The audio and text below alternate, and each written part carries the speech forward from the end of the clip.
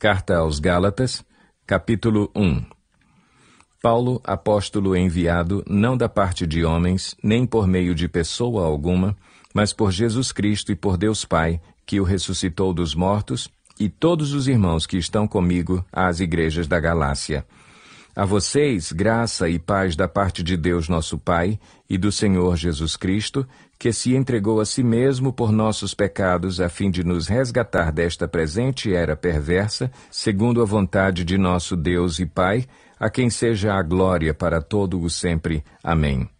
Admiro-me de que vocês estejam abandonando tão rapidamente aquele que os chamou pela graça de Cristo para seguirem outro evangelho que, na realidade, não é o evangelho.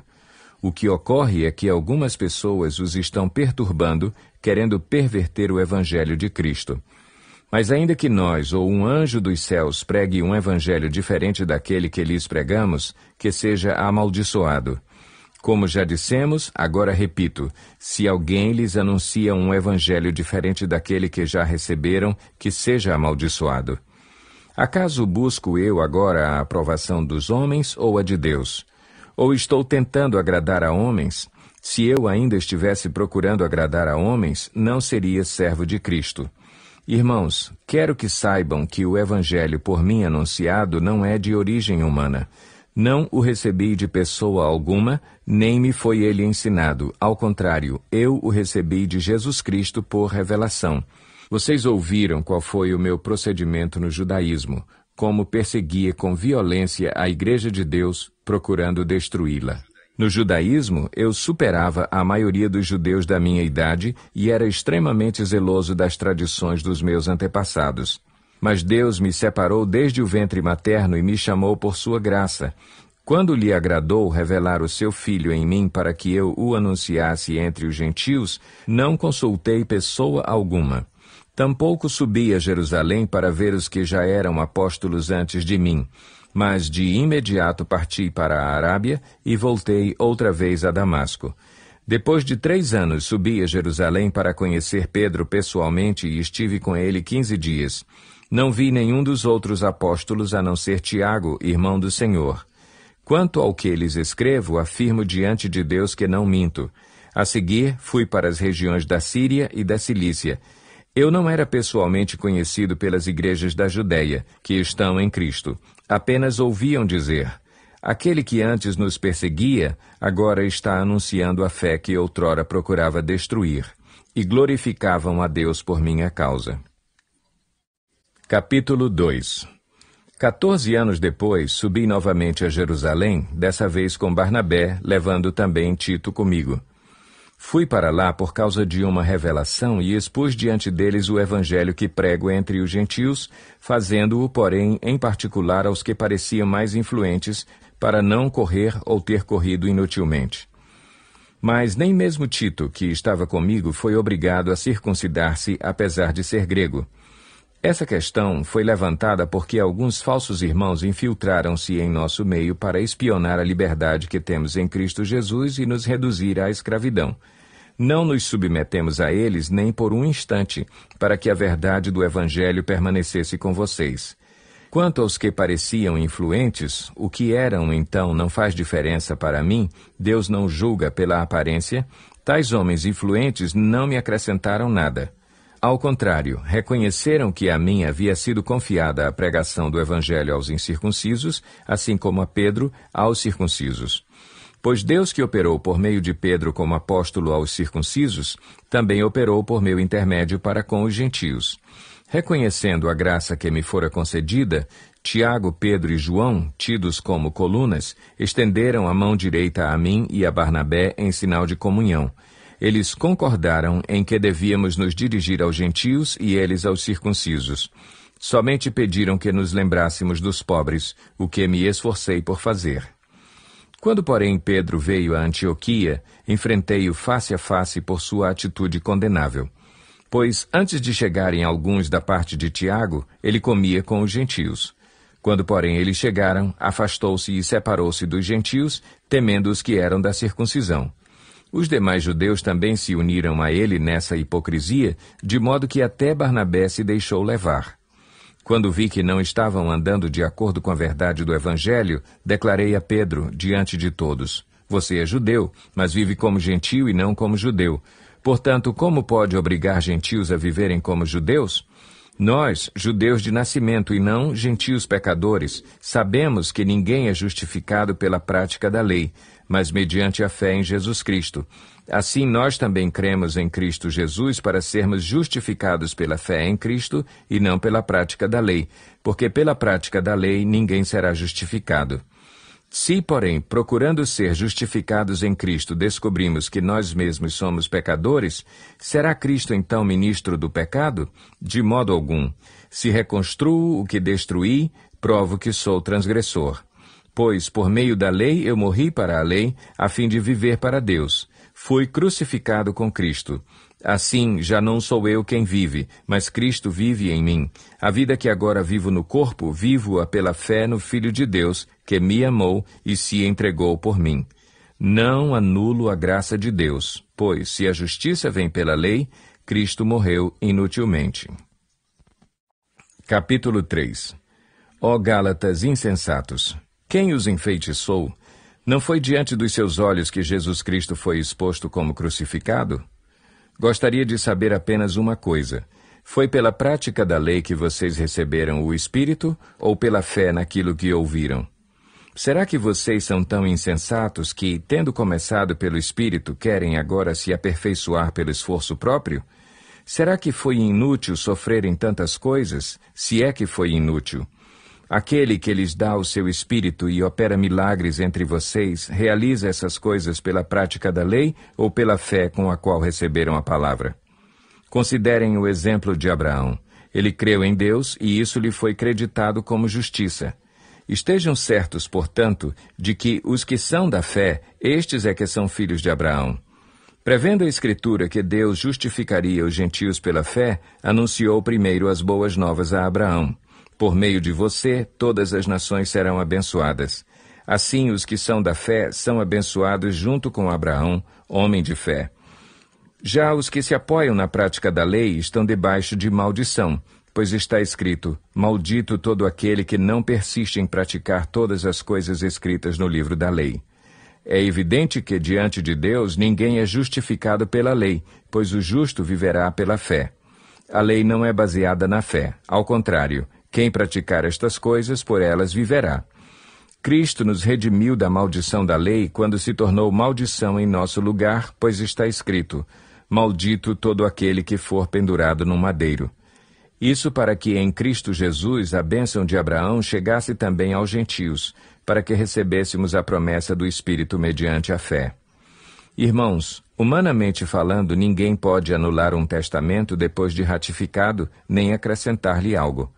Assim também as promessas foram feitas a Abraão e ao seu descendente. A Escritura não diz "e aos seus descendentes", como se falando de muitos, mas "ao seu descendente", dando a entender que se trata de um só, isto é, Cristo.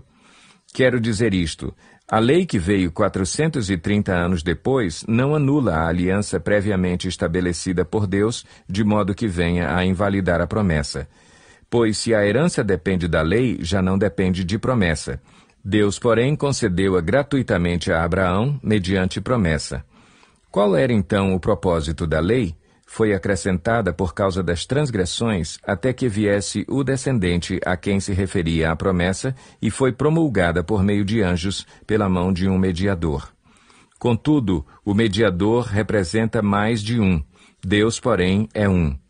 Então, a lei opõe-se às promessas de Deus? De maneira nenhuma, pois se tivesse sido dada uma lei que pudesse conceder vida, certamente a justiça viria da lei. Mas a Escritura encerrou tudo debaixo do pecado, a fim de que a promessa que é pela fé em Jesus Cristo fosse dada aos que creem. Antes que viesse essa fé, estávamos sob a custódia da lei, nela encerrados até que a fé que haveria de vir fosse revelada. Assim, a lei foi o nosso tutor até Cristo, para que fôssemos justificados pela fé. Agora, porém, tendo chegado à fé, já não estamos mais sob o controle do tutor. Todos vocês são filhos de Deus mediante a fé em Cristo Jesus, pois os que em Cristo foram batizados, de Cristo se revestiram. Não há judeu nem grego, escravo nem livre, homem nem mulher, pois todos são um em Cristo Jesus. E se vocês são de Cristo, são descendência de Abraão e herdeiros segundo a promessa. Capítulo 4. Digo, porém, que, enquanto o herdeiro é menor de idade, em nada difere de um escravo, embora seja dono de tudo. No entanto, ele está sujeito a guardiães e administradores até o tempo determinado por seu pai. Assim também nós, quando éramos menores, estávamos escravizados aos princípios elementares do mundo. Mas quando chegou a plenitude do tempo, Deus enviou seu Filho, nascido de mulher, nascido debaixo da lei, a fim de redimir os que estavam sob a lei, para que recebêssemos a adoção de filhos. E, porque vocês são filhos, Deus enviou o Espírito de seu Filho ao coração de vocês, e ele clama, Abba, Pai. Assim, você já não é mais escravo, mas filho, e por ser filho, Deus também o tornou herdeiro. Antes, quando vocês não conheciam a Deus, eram escravos daqueles que, por natureza, não são deuses. Mas agora, conhecendo a Deus, ou melhor, sendo por Ele conhecidos, como é que estão voltando àqueles mesmos princípios elementares, fracos e sem poder? Querem ser escravizados por eles outra vez? Vocês estão observando dias especiais, meses, ocasiões específicas e anos. Temo que os meus esforços por vocês tenham sido inúteis. Eu lhes suplico, irmãos, que se tornem como eu, pois eu me tornei como vocês. Em nada vocês me ofenderam. Como sabem, foi por causa de uma doença que lhes preguei o Evangelho pela primeira vez. Embora a minha doença lhes tenha sido uma provação, vocês não me trataram com desprezo ou desdém. Ao contrário, receberam-me como se eu fosse um anjo de Deus, como o próprio Cristo Jesus. O que aconteceu com a alegria de vocês? Tenho certeza que, se fosse possível, vocês teriam arrancado os próprios olhos para dá-los a mim. Tornei-me inimigo de vocês por lhes dizer a verdade? Os que fazem tanto esforço para agradá-los não agem bem, mas querem isolá-los, a fim de que vocês também mostrem zelo por eles. É bom sempre ser zeloso pelo bem, e não apenas quando estou presente. Meus filhos, novamente estou sofrendo dores de parto por sua causa, até que Cristo seja formado em vocês. Eu gostaria de estar com vocês agora e mudar o meu tom de voz, pois estou perplexo quanto a vocês. Digam-me vocês, os que querem estar debaixo da lei. Acaso vocês não ouvem a lei? Pois está escrito que Abraão teve 2 filhos, um da escrava e outro da livre. O filho da escrava nasceu de modo natural, mas o filho da livre nasceu mediante promessa. Isto é usado aqui como uma ilustração. Estas mulheres representam 2 alianças. Uma aliança procede do Monte Sinai e gera filhos para a escravidão. Esta é Agar. Agar representa o Monte Sinai na Arábia e corresponde à atual cidade de Jerusalém, que está escravizada com os seus filhos. Mas a Jerusalém do Alto é livre e é a nossa mãe, pois está escrito, regozije-se, ó estéril, você que nunca teve um filho. Grite de alegria, você que nunca esteve em trabalho de parto, porque mais são os filhos da mulher abandonada do que os daquela que tem marido. Vocês, irmãos, são filhos da promessa, como Isaque. Naquele tempo, o filho nascido de modo natural perseguiu o filho nascido segundo o Espírito. O mesmo acontece agora. Mas o que diz a Escritura? Mande embora a escrava e o seu filho, porque o filho da escrava jamais será herdeiro com o filho da livre. Portanto, irmãos, não somos filhos da escrava, mas da livre. Capítulo 5. Foi para a liberdade que Cristo nos libertou. Portanto, permaneçam firmes e não se deixem submeter novamente a um jugo de escravidão. Ouçam bem o que eu, Paulo, lhes digo. Caso se deixem circuncidar, Cristo de nada lhes servirá. De novo declaro a todo homem que se deixa circuncidar que está obrigado a cumprir toda a lei. Vocês, que procuram ser justificados pela lei, separaram-se de Cristo, caíram da graça. Pois é mediante o Espírito que nós aguardamos pela fé a justiça que é a nossa esperança. Porque em Cristo Jesus nem circuncisão nem incircuncisão tem efeito algum, mas sim a fé que atua pelo amor. Vocês corriam bem. Quem os impediu de continuar obedecendo à verdade? Tal persuasão não provém daquele que os chama. Um pouco de fermento leveda toda a massa. Estou convencido no Senhor de que vocês não pensarão de nenhum outro modo. Aquele que os perturba, seja quem for, sofrerá a condenação. Irmãos, se ainda estou pregando a circuncisão, por que continuo sendo perseguido? Nesse caso, o escândalo da cruz foi removido. Quanto a esses que os perturbam, quem dera que se castrassem. Irmãos, vocês foram chamados para a liberdade, mas não usem a liberdade para dar ocasião à vontade da carne. Ao contrário, sirvam uns aos outros mediante o amor. Toda a lei se resume num só mandamento: ame o seu próximo como a si mesmo. Mas se vocês se mordem e se devoram uns aos outros, cuidado para não se destruírem mutuamente. Por isso digo, vivam pelo Espírito e de modo nenhum satisfarão os desejos da carne. Pois a carne deseja o que é contrário ao Espírito e o Espírito o que é contrário à carne. Eles estão em conflito um com o outro, de modo que vocês não fazem o que desejam. Mas, se vocês são guiados pelo Espírito, não estão debaixo da lei. Ora, as obras da carne são manifestas: imoralidade sexual, impureza e libertinagem, idolatria e feitiçaria, ódio, discórdia, ciúmes, ira, egoísmo, dissensões, facções e inveja, embriaguez, orgias e coisas semelhantes. Eu os advirto, como antes já os adverti: aqueles que praticam essas coisas não herdarão o reino de Deus. Mas o fruto do Espírito é amor, alegria, paz, paciência, amabilidade, bondade, fidelidade, mansidão e domínio próprio. Contra essas coisas não há lei. Os que pertencem a Cristo Jesus crucificaram a carne com as suas paixões e os seus desejos. Se vivemos pelo Espírito, andemos também pelo Espírito. Não sejamos presunçosos, provocando uns aos outros e tendo inveja uns dos outros. Capítulo 6. Irmãos, se alguém for surpreendido em algum pecado, vocês que são espirituais deverão restaurá-lo com mansidão. Cuide-se, porém, cada um para que também não seja tentado. Levem os fardos pesados uns dos outros e, assim, cumpram a lei de Cristo. Se alguém se considera alguma coisa, não sendo nada, engana-se a si mesmo. Cada um examine os próprios atos e então poderá orgulhar-se de si mesmo sem se comparar com ninguém, pois cada um deverá levar a própria carga. O que está sendo instruído na palavra, partilhe todas as coisas boas com aquele que o instrui. Não se deixem enganar, de Deus não se zomba, pois o que o homem semear, isso também colherá. Quem semeia para a sua carne, da carne colherá destruição. Mas quem semeia para o Espírito, do Espírito colherá a vida eterna. E não nos cansemos de fazer o bem, pois no tempo próprio colheremos, se não desanimarmos. Portanto, enquanto temos oportunidade, façamos o bem a todos, especialmente aos da família da fé. Vejam com que letras grandes estou lhes escrevendo de próprio punho.